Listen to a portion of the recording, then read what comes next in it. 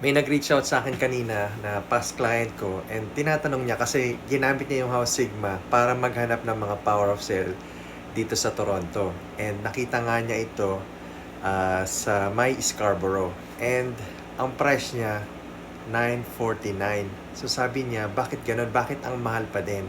So ang sabi ko, tingnan nga natin yung comparable.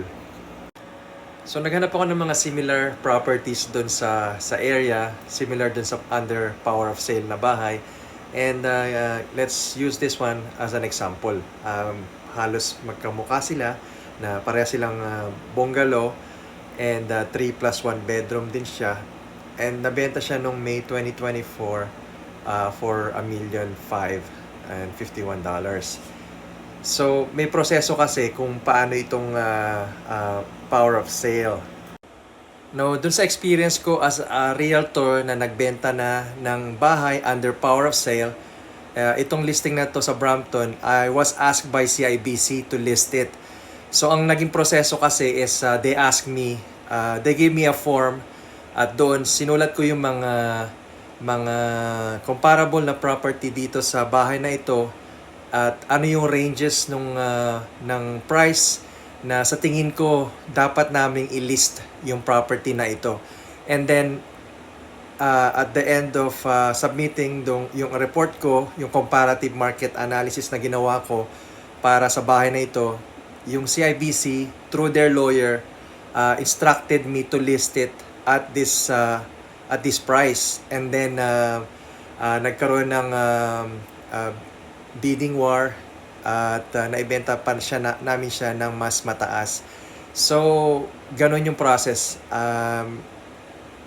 Kailangan gumawa ng comparative market analysis, ibigay dun sa lawyer, and then yung lawyer, ibibigay dun sa banko, and then yung banko ang magde-decide. So, yung client ko asked me what's my opinion kung if it's worth it na mag-offer ng mas mababa dito sa property na ito na under power of sale. So sabi ko, tingnan natin yung bahay.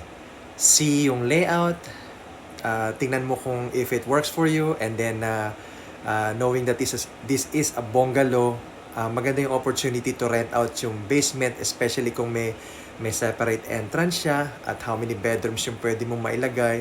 So it all depends, maraming factors. Kung may budget pa siya na ipa-renovate yung basement, dagdagan ng room, so the possibility is endless. Now you have to see it first, right? And then dun ka na mag-decide based dun sa nakita mo plus yung magiging mortgage mo, like yung payments, ganyan. So everything should be considered before ka mag-offer.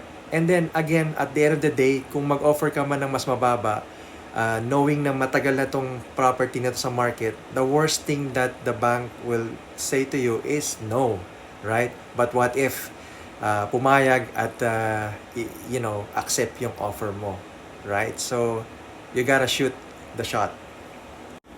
So I hope you find this video helpful, and kung meron kayong questions about real estate and mortgage, just feel free to reach out to me. And thank you, and continue watching my videos. Thank you.